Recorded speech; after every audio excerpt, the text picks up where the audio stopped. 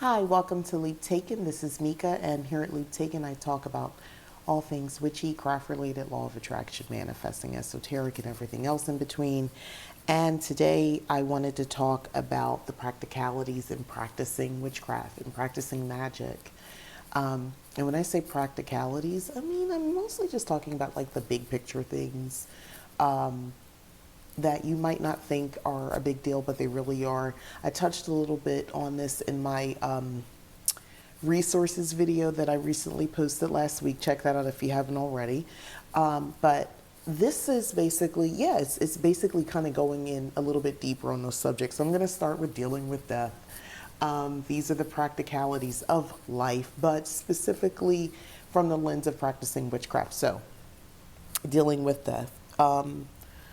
And I have all my notes here because I knew it was I wanted to touch on these. So, spoiler ahead of time, just to let you know, I'm talking about dealing with death, birth, dating, and money. So those are the four big things: dating, relationships, that sort of stuff. But anyway, so dealing with death.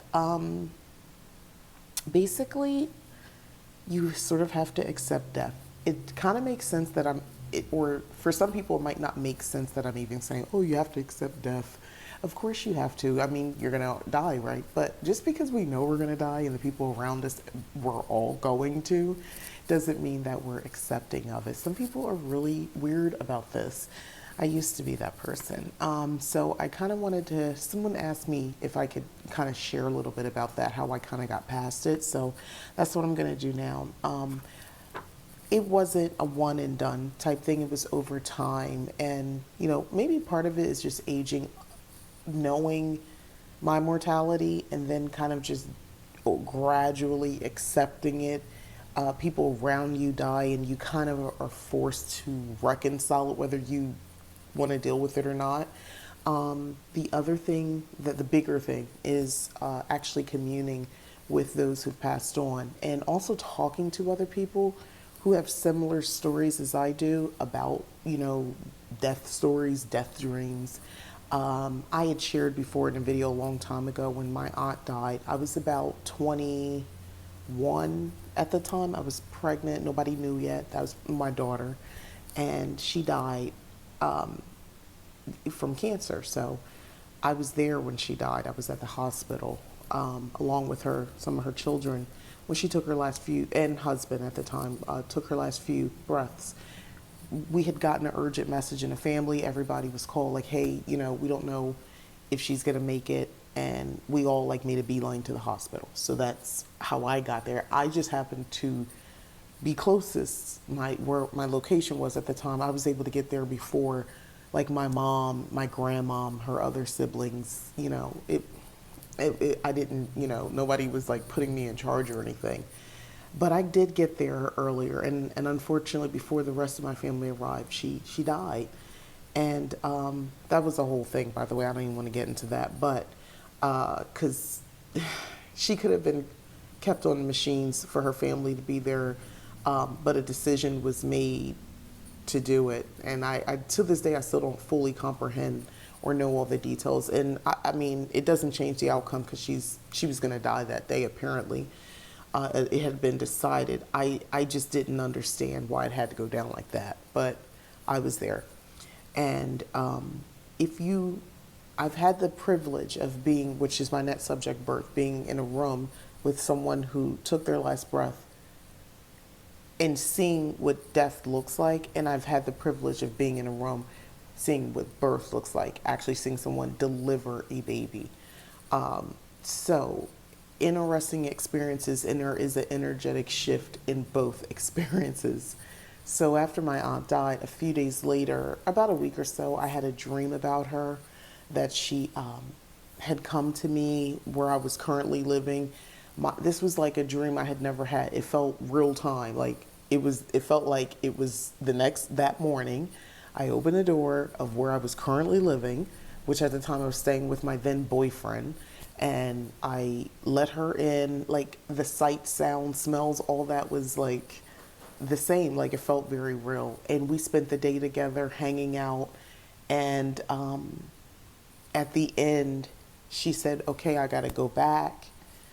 I got to go. And I said, no, no, no, you don't have to. She walked me back to the door and she said, no, I do. I do.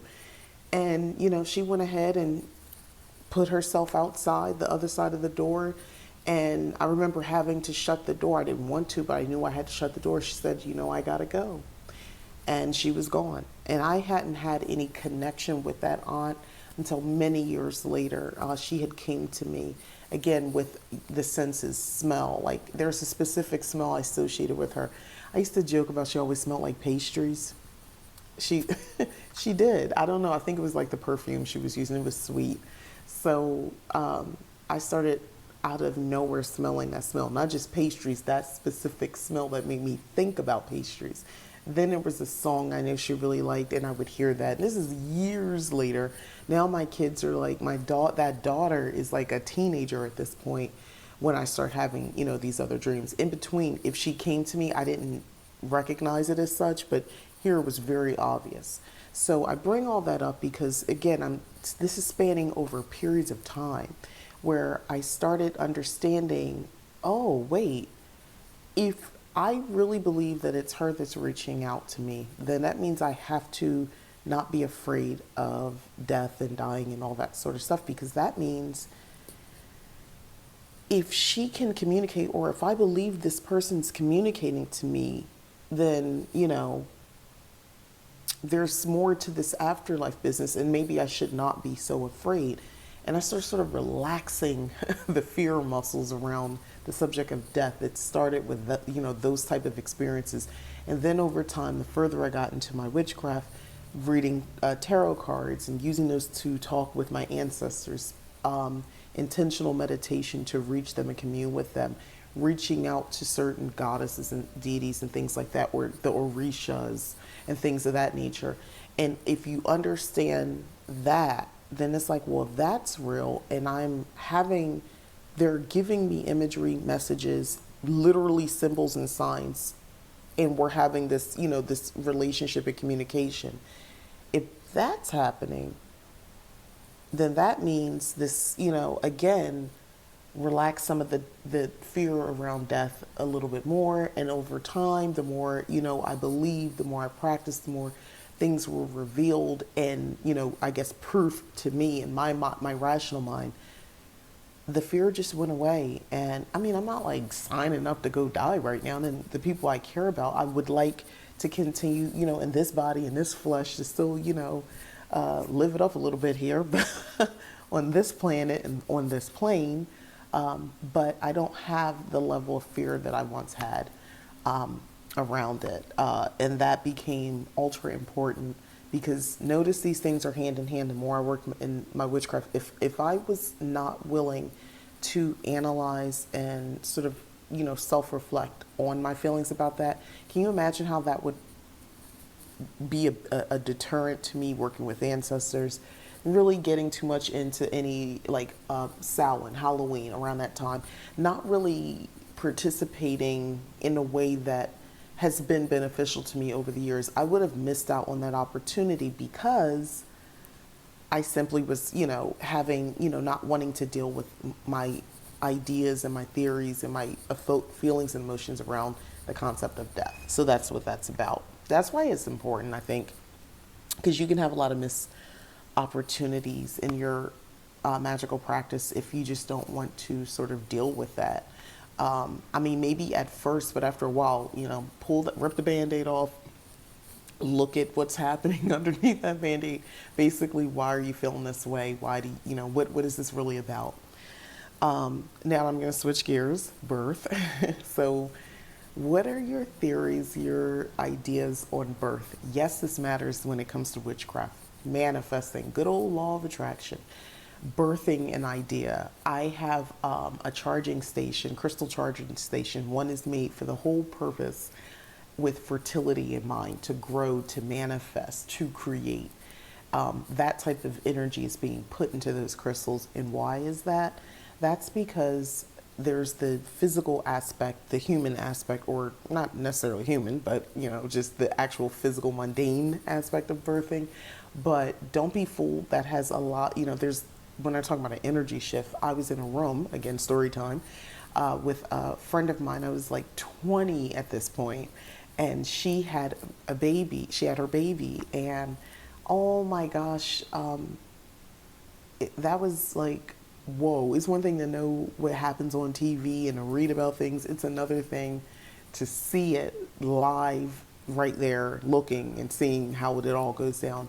Yeah, I was freaked out because I mean I was 20 and I hadn't had, I'm not at this point. I don't have kids yet, so I'm a tad freaked out about this. But I'm more concerned about the pain that I see my poor friend who looks like she's so uncomfortable, she's in pain. So I'm thinking about that. But more importantly, when looking back on it, like that is such an interesting situation. Like a person is coming out of another person. Like we know that you grew the person inside of you. And if you believe that we have souls and, and so, spirit and all that stuff lives within us. So now you have to start to think about, well, when does that part happen? Does that happen, before the baby even exists, before, is there this other plane of existence with recycled souls, or just, there's an overall creator creating souls, and then it attaches once, the pregnancy gets to a certain point, or immediately upon conception does the soul, the spirit go in? Like, start to think about that sort of stuff. A good movie, and it's on Disney, is Soul. Soul, Soul. There's some other things playing out. Don't worry about that. One of the things that I like about that movie, and I actually did a review on it, check that out because I talk about it, is if you really, I don't want to give too much away, but basically there's a part where he's, the lead character is sort of trapped in this space where the new souls are, and they go, into the universe, eventually end up into a body, and they sort of talk about that process of finding their purpose. That soul, every soul has a purpose. So that's already preordained, or already there's a template set for that. We all have individual purposes, but there's an overall template, meaning there's like these souls, these, this entity, a spirit that, unites with the body. And if you're comfortable with that theory and that scratches the surface, because there's whole philosophies on this, religiously speaking, in different cultures. You can, definitely, if you want to expand on this, you should really look into it. Don't just listen to my video and say, oh, I think it's this. No, look into it. Look at other cultures. See what kind of resonates with you, what makes sense to you. Do readings for yourself. Find out more. Am I on the right path thinking this way? And if you're having blocks on even coming up with your ideas and relating anything resonating with you behind, like creation stories, which is my next thing, by the way. Creation stories. How did we all get here? Not just the individual where we are now, recycled souls, reincarnation. Is there a plane of existence with these sort of purposeful souls that are just waiting to unite with the body? Okay, so wrap your mind around, start thinking about that sort of stuff. But what about thinking about creation altogether? Of course, if you come from a Christian background, you might be very comfortable with sticking with the story you were told. If you are someone who practice most or any African traditional spirituality, or I could say religion, I would say spirituality, any like Yoruba based traditions, you probably have definitive ideas already, ideas about creation stories. You may not buy into all of it, fair, some of it might seem a little too out there for you, but overall you're comfortable with maybe there's truth in at least, most of the story. That's fine. If that's what you want, you can say, by like, who am I, right, to tell you what not to believe or what to believe. But if you're comfortable with that, and like that doesn't give you any sort of pause within your magical practice, and it's not coming across as a blockage someplace else, and again, as being a witch in your witchcraft, then okay. But if you're having blockages around creating things, like manifesting things in your life, a car, a house, like tangible items, a person, or getting things out of your life, but more about what attracting things to you, sort of creating a life, a scenario that did not exist and you didn't necessarily see how it would ever come together. Those type of spells, when you're doing that sort of thing, like, you're living in a situation where you're living in a situation where you really don't like it, that type of thing. Ooh.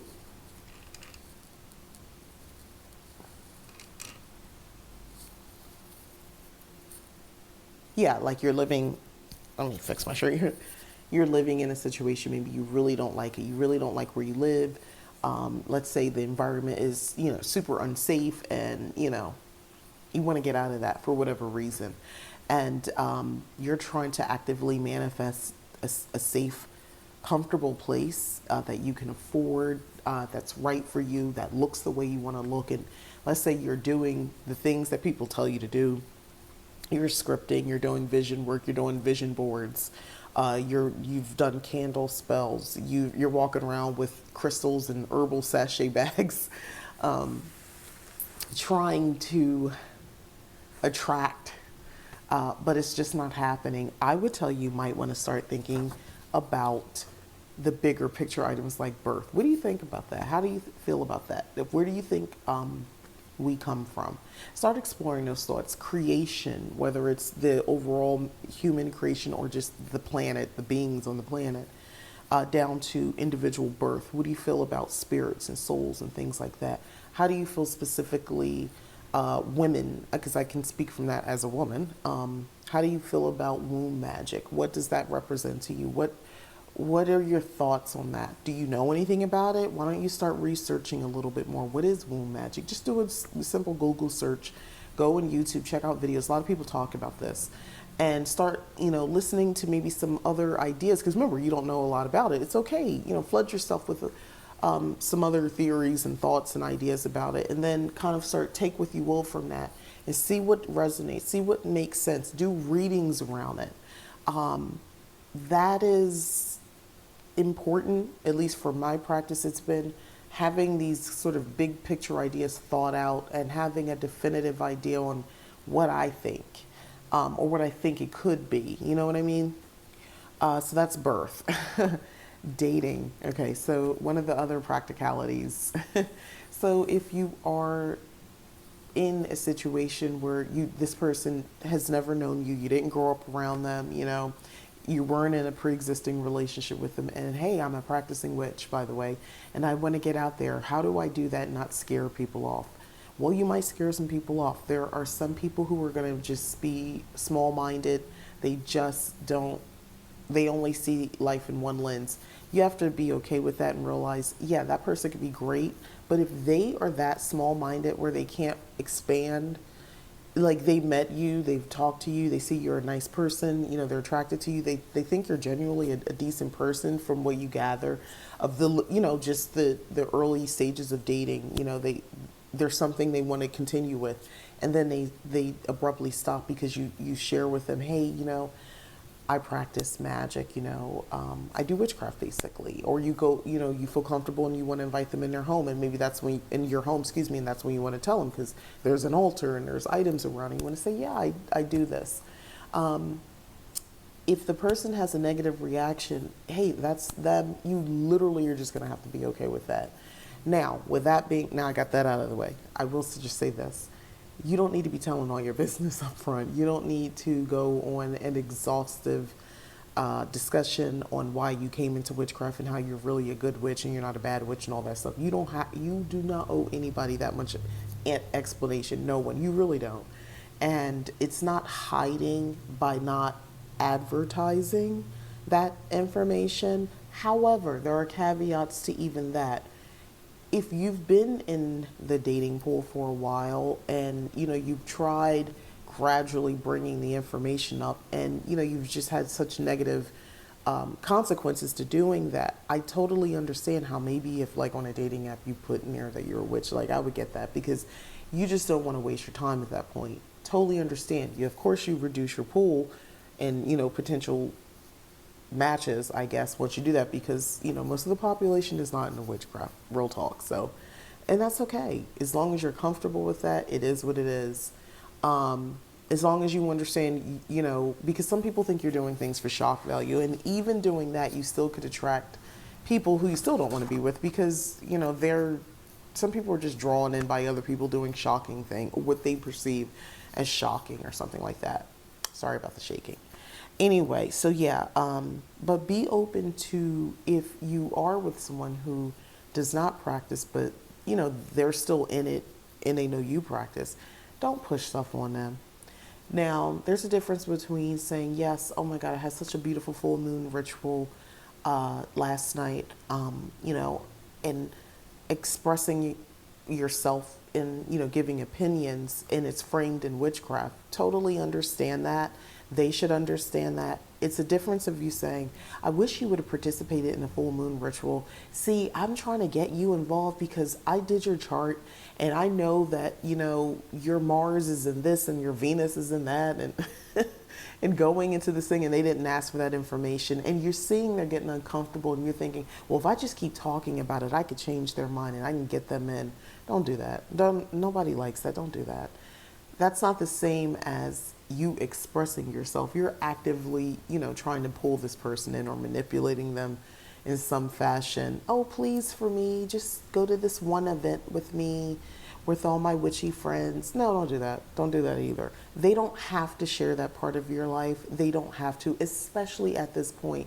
Naturally, people in general, if you get to know somebody, usually what happens is, if they see something is important to you, usually they like to try to participate. They're not going to go ham because it's not their thing, but because they care about you, they may go to some things. So yeah, there are times you might say, hey, listen, I'd really like for you to go. This is important to me. It's a big event. It's an initiation. It's a whatever. And I'd really like for you to go. Yeah, I don't see anything wrong with that. And I think if the person was told no, and there's no real participation from them other than they just be respectful and just be there in support of you, that would be a red flag, in my opinion. I wouldn't be comfortable with that if someone just totally was if you explain it in a way that, hey, this is important, you're not being required. It's just your presence would mean a lot to me, and they still didn't go. That's bad. That would make me feel really bad.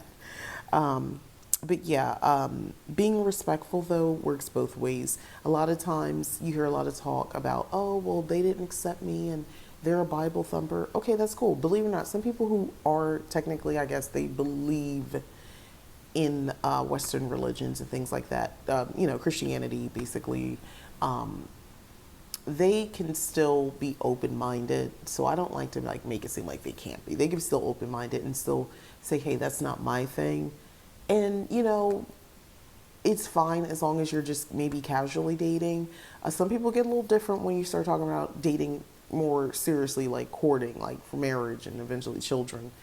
Then it gets tricky, because how are we raising the kids? What are the expectations to family traditions, family lines? That's where it gets a little bit more interesting. So you got to be open on, to understanding where they're coming from. And obviously they need to be open from where you're coming from as well. And sometimes it's okay if it just doesn't click. Everything else could be great, but this is something where it's not working, and it's okay if this is your deal breaker, if they just don't accept you in your witchcraft. That's okay. Don't change who you are because this one person or several people didn't accept it. Oh well, they're not the people for you. That's my spiel on that. Now let's talk about money, another big picture practicality in life. But let's talk it again from a witchcraft lens. So you don't have to be poor to be a witch. You don't have to be rich to be a witch. You don't have to be anything to be a witch. There's no place where it's in stone. You have to be this, this, this, and this. Then you're a witch. No. What I will tell you is this. If you are, because I'm going to go into both sides, if you are struggling financially, if you're doing money spells, quite frankly, often, $500 spells: a bill to get the cable bill paid, a spell to get the cable paid, to have enough money for that, spell to keep your lights on, a spell to make sure you have enough money for rent. And you're finding you're doing these pretty consistently. You're doing these money spells at least monthly. I know that because I've experienced it. So if you find that you are doing that a lot often, you need at some point, listen, there's the pressing need. So I'm not going to say stop and think, no, go and do your spell because you got to get your money and keep your lights on.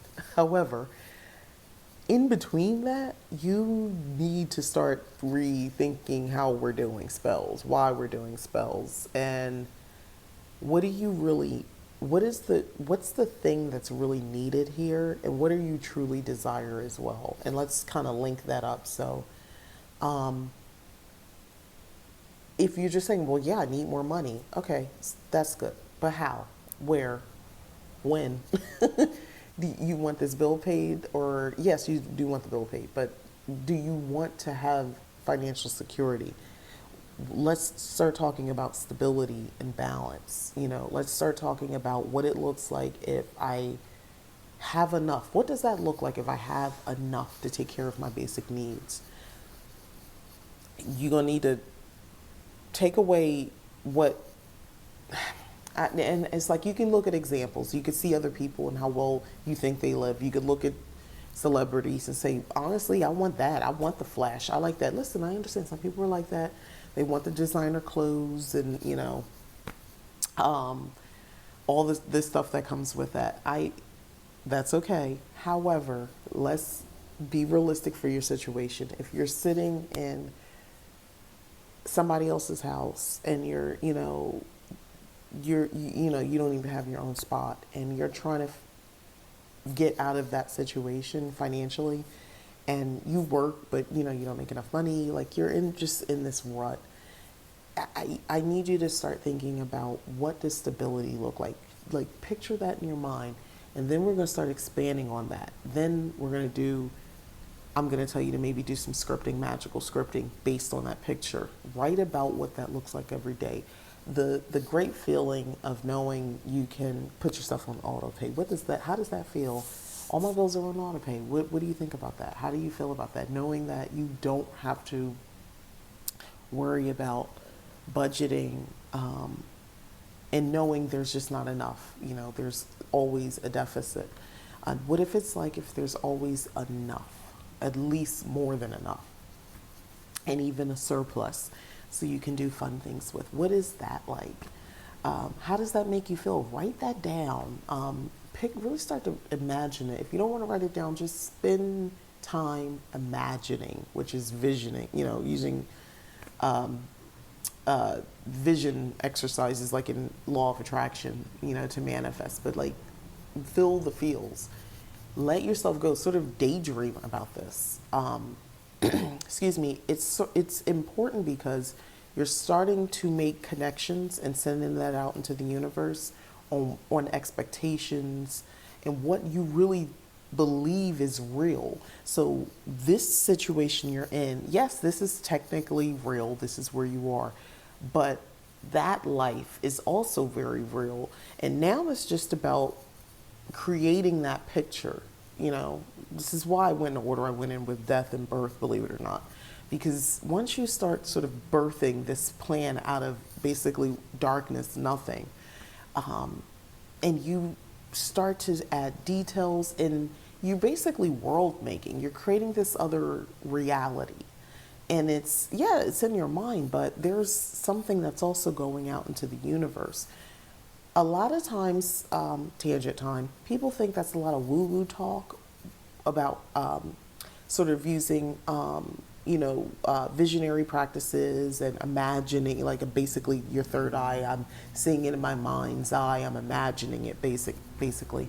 Some people think it's a little out there. It's woo-woo because, okay, just because I see it there doesn't mean it's going to happen. I can imagine a lot of things and it doesn't happen. You're right, but you're putting intent behind this because you're a witch. So you're putting intentions behind it. You're maybe bringing some other things in. Maybe you're drinking some mugwort tea. Maybe you have a specific crystal on your person. You're burning certain incense for that's for clarity, intuitiveness, for psychic abilities and things like that. So you're burning that at the time. You have certain oils dressed on your candle that also bring out more psychic abilities and encourage spirituality and things of that nature. So you're not just, yeah, you can do it just sitting on a chair somewhere, but there's some other intent that you've built in. And if you're willing to do that and then maybe do this on a regular basis and just start to see the possibilities and then build from there, world making. As somebody who writes, like I write fiction, world making is real. Like I am creating characters, places, objects, theories, you know, all types of stuff. And it starts with just one thought. You build, you build, you build, and then it expands. You become the goddess or god if you're identify with that. And become that. Invoke that energy, and then create and start to see it. And then the more you can just easily sort of access these thoughts and these visions in your mind's eye, and the more you write that down with your magical scripting, a funny thing starts to happen. And I can't say I guarantee, but for me, it worked this way. It was guaranteed for me, is that connections, like the universe throws you lifelines to now connect this reality to that one so that you can transition. So now there's opportunities where your cousin in Atlanta, not that I'm telling people to go to Atlanta, but your cousin in Atlanta, just like, yo, you should come out here. We want to, I got the shop open, because everybody always opens the shop in Atlanta. Y'all know what I'm talking about. I got the shop open. She come through. You can help me, and then I'll help you. So that's an opportunity. Now, a lot of people waste these opportunities because they get a little nervous and scared. What if it's not together? I'm giving up what little bit of stability I have here when you're really miserable and it's not stable. Go.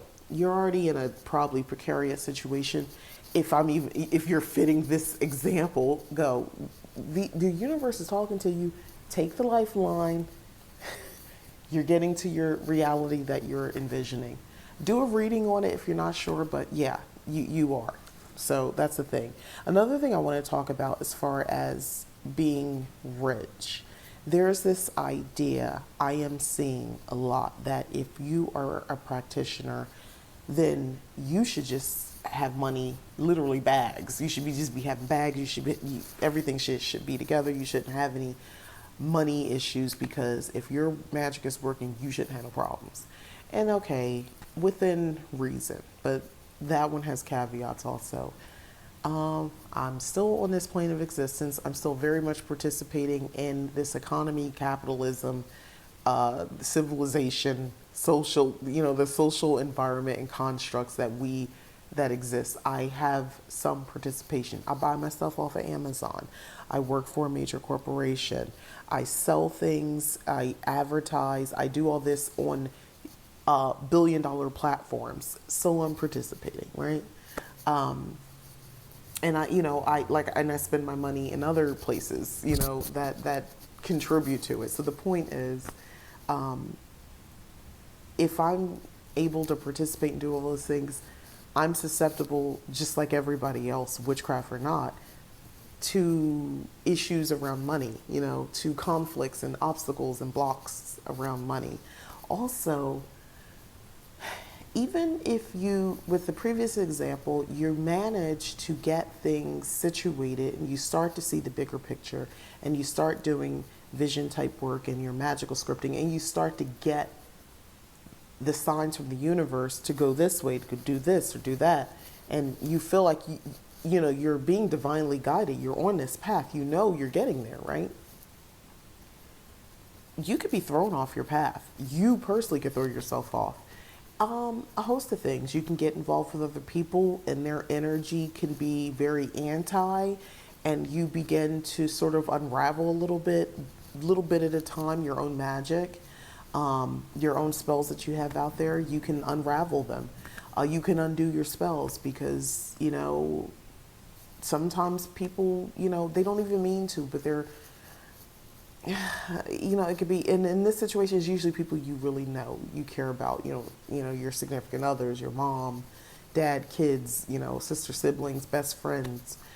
They say things without realizing how negative they are, and if you're around these people often, like, you're absorbing that, and you might start to believe it. So it does matter the type of people that you put around you in your space, because they can influence how you think. We're influenceable. All of us are on some level, so they can influence how you think, and you can start to undo your work, and then you're right back to where you started, and you're like, wait, I did the work. I don't understand.